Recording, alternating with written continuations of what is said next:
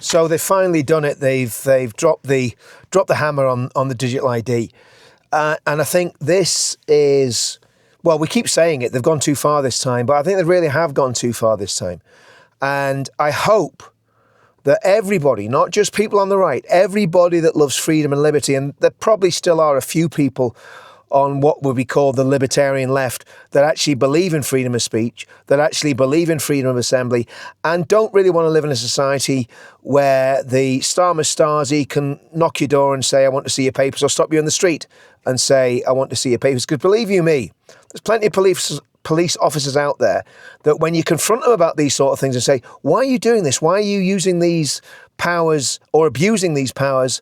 And they say, well, we're just doing what we're told.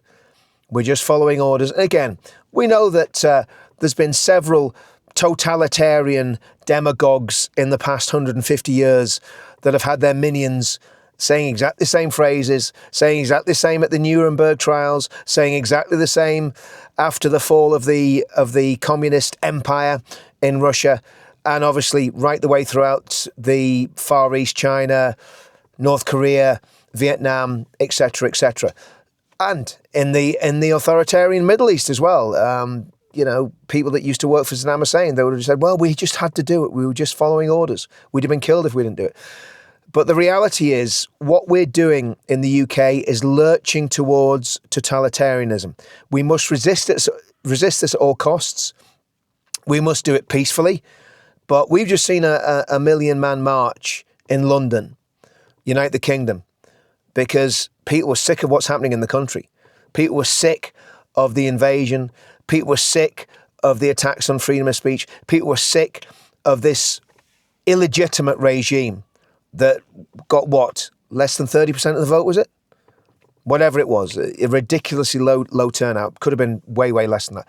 But the reality is, we've got to take a stand on this.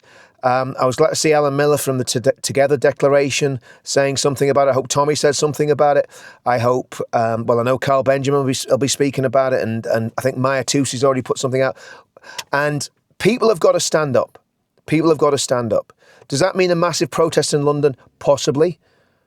But that all needs to be worked out. What we do with the information that we've got about what the Starmer regime is planning next. And again, we hope that our American cousins will put massive pressure on the Starmer regime and say, like Trump said the other day, enough's enough.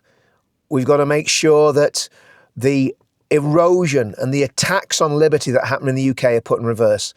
If anyone doesn't find digital ID chilling, then you haven't been paying attention. You haven't been paying attention to what happened in COVID. When we had police helicopters in Northern Ireland buzzing an ex-policeman who was swimming in Donaghadee Harbour. I had the video of it, went on Facebook, went viral. And there was plenty of other crazy stuff happened during COVID. This is sinister. Starmer has no legitimacy. He's going to lose his job soon. So we just need to help him lose his job.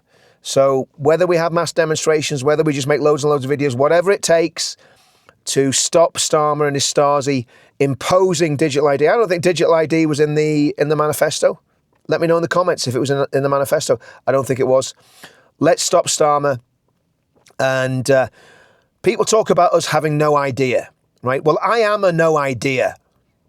I'm someone who's not going to have an ID, so I'm a no idea, okay? And if you want to be a no idea, join me in saying, I've no idea. That's what it's all about. Anyway, I'll leave you on that one. See you soon.